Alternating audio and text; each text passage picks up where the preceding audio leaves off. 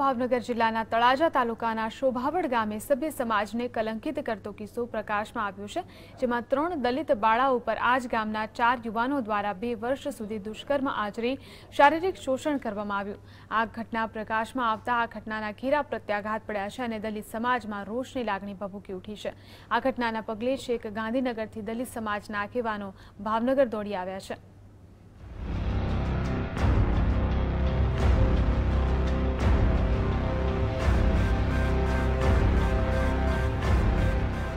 તળાજાના શોભાવડ ગામે ગઈકાલે બહાર આવેલી ઘટનાએ રાજ્યભરમાં હાહાકાર મચાવ્યો છે, જેમાં આજ ગામની 3 દલિત બાળાઓ પર આજ ગામના 4 યુવકો દ્વારા છેલ્લા 2 વર્ષથી દુષ્કર્મ આચરવામાં આવતું હતું, જે અંગેની જાણ આખરે આ બાળાઓએ પોતાની માતાને કરતા પોલીસ ફરિયાદ નોંધાઈ હતી, જેમાં 3 બાળાઓને હાલ મેડિકલ ચેકઅપ માટે ભાવનગરની સરટી હોસ્પિટલના ગોપનાથ નર્સિંગ વિભાગમાં લાવવામાં આવી છે।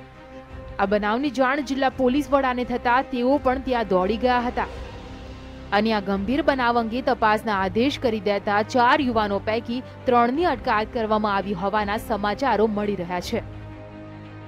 સમગ્ર ગુજરાતની અંદર આ બાબતે જબરજસ્ત આક્રોશ ભભૂકી ઉઠ્યો છે।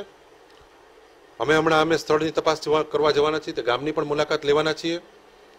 સમગ્ર કોંગ્રેસ પક્ષ અને સમગ્ર દલિત સમાજ આ બનાવને સખત શબ્દોમાં વખોડી કાઢે છે। ભાજપના શાસનમાં જે અમારા પ્રદેશ સમિતિના જે ચેરમેન આવ્યા છે એમણે જે વાત કરી એ રીતે દિવસે દિવસે આ ઘટના વધતી જાય છે અને એ લોકોની હિંમત વધતી જાય છે। એ હિંમત વધવાનું કારણ પણ આપણે તપાસવાનું છે। આ બનાવની જાણ દલિત આગેવાનોને થતા દલિત આગેવાનો, કોંગ્રેસના આગેવાનો તેમજ પ્રદેશ અનુસૂચિત જાતિના ચેરમેન સહિતના લોકો છેક ગાંધીનગરથી તળાજા દોડી આવ્યા છે અને તેમને આ ઘટના અંગે છેક રાજ્યપાલ સુધી રજૂઆત કરવાની ચીમકી આપી છે। આ ઉપરાંત દલિત સમાજ દ્વારા આવેદનપત્ર સહિતના કાર્યક્રમો કરવા પડે તો તે પણ કરવાની તૈયારીઓ બતાવાઈ છે। અરવિંદ ભટ્ટી, GSTV, ભાવનગર।